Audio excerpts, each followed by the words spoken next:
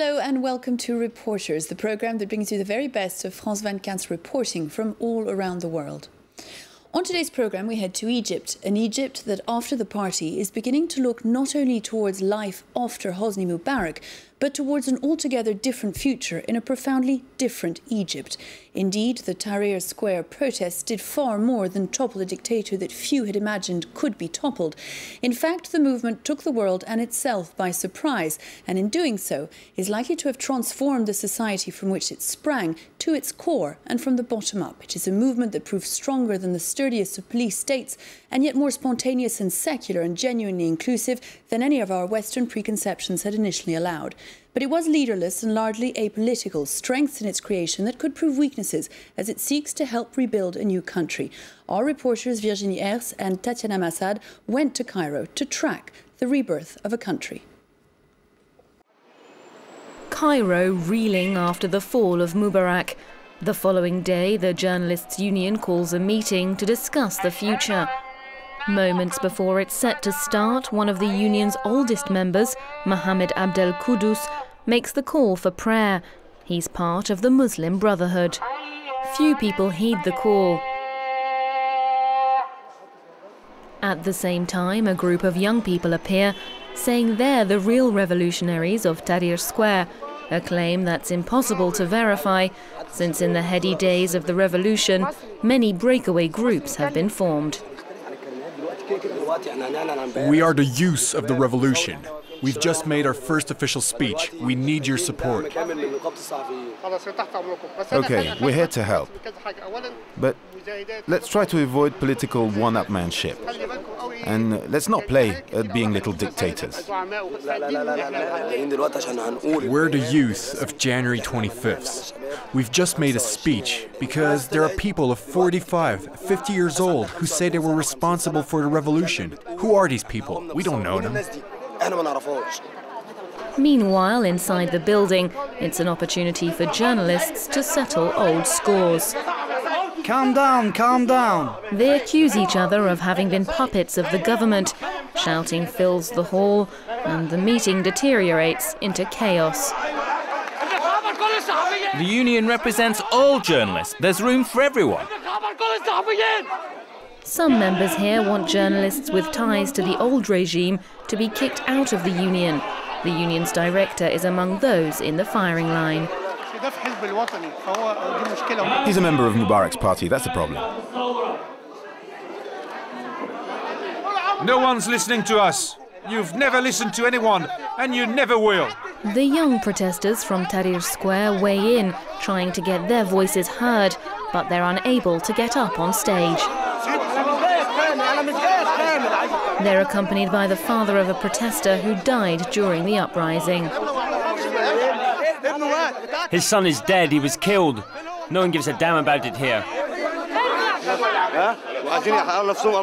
You just want to steal the glory of the martyrs who died for the revolution. And then they claim they were responsible for the revolution. You're just mocking us. They're saying you're trying to steal their revolution. What's your response? That's not true. This is what's dangerous, the political infighting. Everyone's saying they're the spokesman for the revolution. It's not like that. This revolution belongs to all the Egyptian people, even if certain people started it.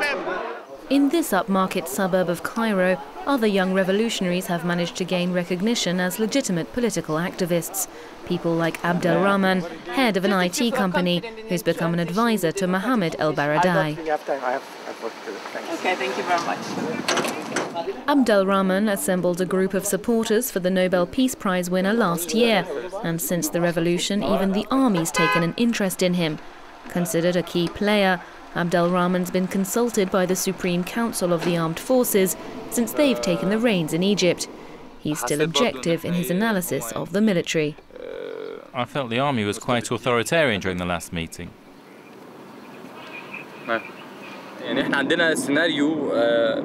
What we've got here is one scenario that involves some plotting and another scenario that's more positive. The first scenario would mean that the army allows the Muslim Brotherhood to come to power, only to oust them afterwards, with the pretext that they are creating a religious state. The other scenario, and that's the one we're asking for, is that the army train up a group of young people who would then take part in political life.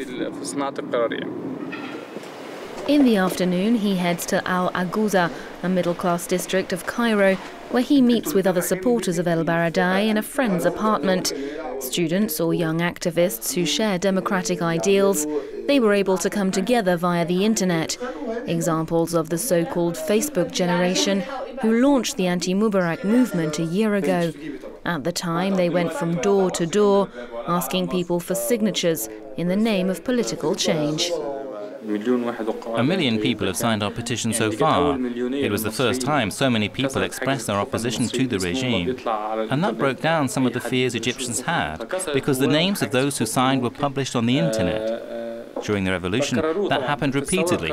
Protesters went into the streets taking photos of themselves and they put them on the internet without being afraid. Abdel Rahman and his friends don't refer to it as an online revolution, though. For a generation who've grown up with digital technology, the internet was just a tool among others and not the driving force of the uprising. On the 25th, Twitter got cut off, then Facebook and the internet. But there were still loads of people protesting. So yes, that started with the internet, but then it went on without it. Tahrir Square, 2 days after Mubarak's departure, relatively empty compared to the huge crowds of recent days.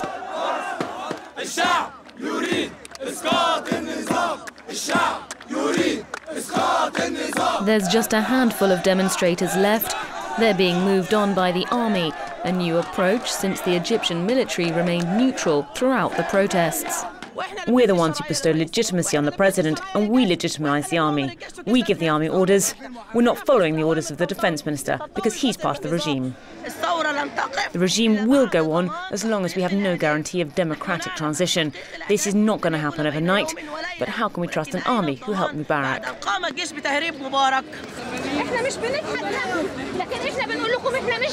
We're not defying you, but we're not scared of your arms. We're not scared because we're exercising our rights. The final diehards leave the square, but they vow they'll be back if the army does not free all the political prisoners. Among those detained are many members of the Muslim Brotherhood. The Brotherhood's long been the most organized opposition force in Egypt. Under Mubarak, they were barely tolerated. Years of political oppression means the groups learnt to keep a low profile. None of the charitable agencies linked to the movement feature its name. This is one of the 25 Egyptian hospitals administered by the Brotherhood. Here, patients can get cheaper healthcare than in a private hospital, and the quality's better than the national health facilities. The hospital has a good reputation. There are good specialists here and they look after us well. The hospital is near our house, and the public facilities are no good. Most doctors and nurses here are volunteers, working for free alongside their jobs in public or private establishments.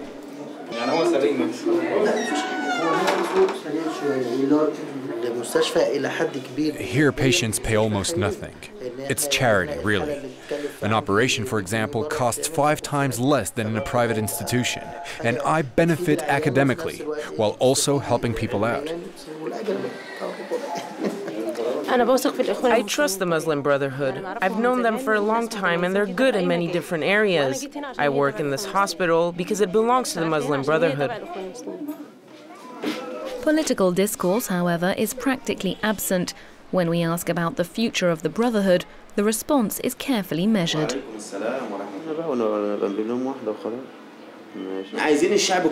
We want everyone to run the country, and not just one party. For example, we don't want just the Brotherhood to run the country, because if there are more groups involved in governing, there will be more positive competition.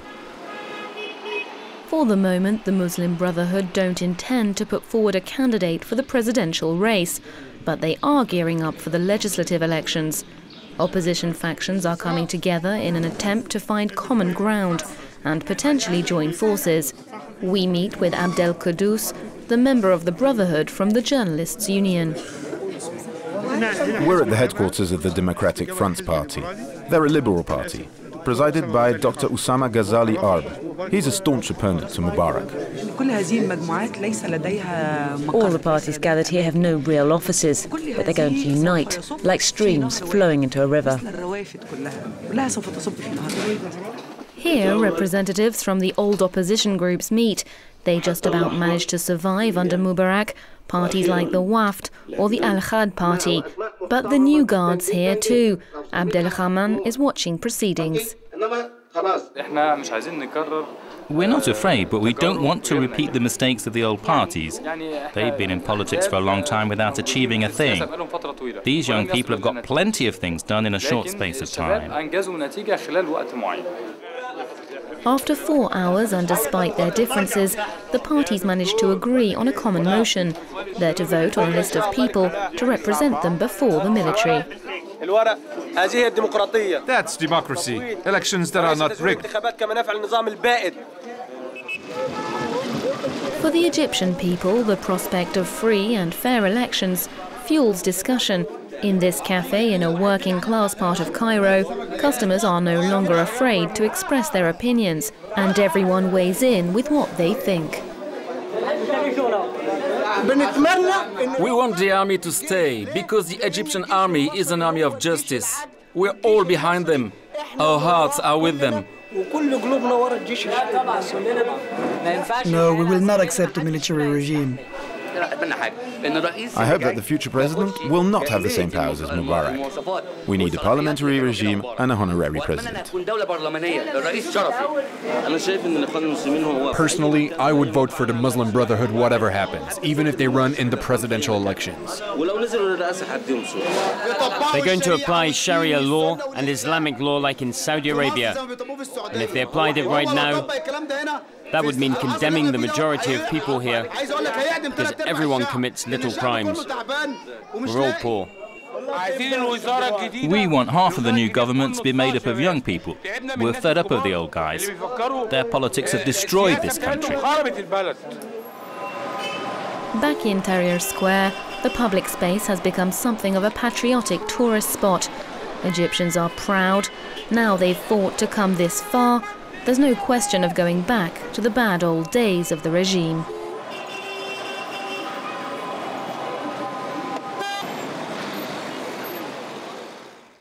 Well, I'm joined now here in the studio by Virginie S. Virginie, thanks very much for being with us. First of all, the army, of course, now in control of Egypt for this transitional period. How is that likely to go?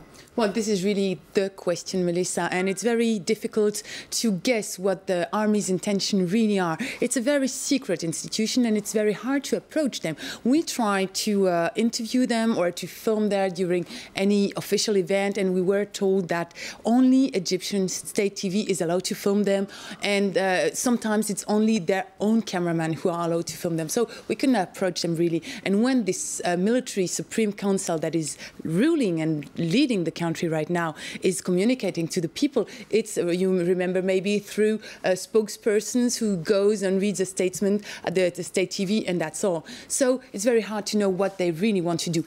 They guarantee that they will lead this transition, this democratic transition, but at the same time you have to keep in mind that they have a lot of economic interests, and even if they will carry on this transition, they will defend their economic interest and maybe try to slow the change of regime. Isn't that one of the problems? You mentioned the fact that they're used to functioning in a certain way. It is, in a sense, a part of the establishment that has taken over the reins of the country. Isn't one of the problems going to be for Egypt that it simply doesn't have the democratic voices, it doesn't have the tools of democracy, it doesn't have the habits of democracy, it doesn't have the political maturity that one would expect in a democracy to take democracy forward? Yeah, it looks like the Egyptians can learn it pretty quickly. We were very struck by the fact that everybody wants to talk. The Egyptians are very proud of what they've done. They're not afraid anymore, and they want to participate in the debate. And now they, for sure, won't let any leader lead them. Without them, the people have to say anything. So maybe what is sure is that they are not naive at all. And maybe you've seen it in this report. We went in a cafe in this popular area, and people are just very aware of the political situation. So I would be pretty optimistic. Finally, much has been made of the Muslim Brotherhood, of course, one of the main political forces in Egypt before all this happened. How important do you think they're likely to be as a force in the Egypt of today and of tomorrow? Mm-hmm. Well, their political strength is very hard to assess. What is sure is that they're very influential at two levels. On the in the upper or middle class, they are very influential among doctors, lawyers, or journalists. For example, they were elected in professional elections, and they have a very strong intellectual and spiritual influence. Then they are influential also in the popular, within the popular class through their charity and social action. But then most people we talk to say, we appreciate what they do. We are not against them being into politics and starting to really have deputies, but we don't want them to lead the country. And I think, again, that Egyptians are very aware of the situation and don't want the Muslim Brothers to take the power. And they will probably do everything to avoid it if they try to. Fascinating to watch over the coming months. In any case, thanks very much, Virginie, for your report and for being with us. That's all there's time for on this programme, but we'll be back very soon for another. I do hope you'll join us then. Goodbye for now.